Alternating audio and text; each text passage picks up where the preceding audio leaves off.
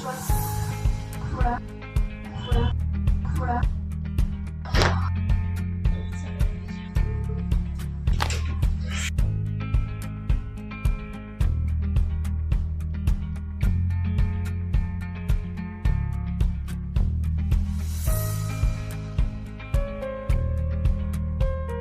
नमस्ते.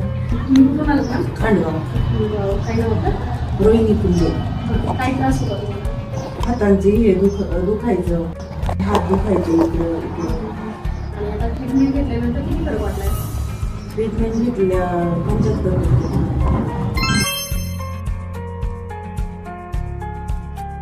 तुमच्यासारख्या महिला असतील ज्यांना त्रास आहे, बॅक पेन आहे, नेक पेन आहे, तर त्यांना काय सांगू शकतो?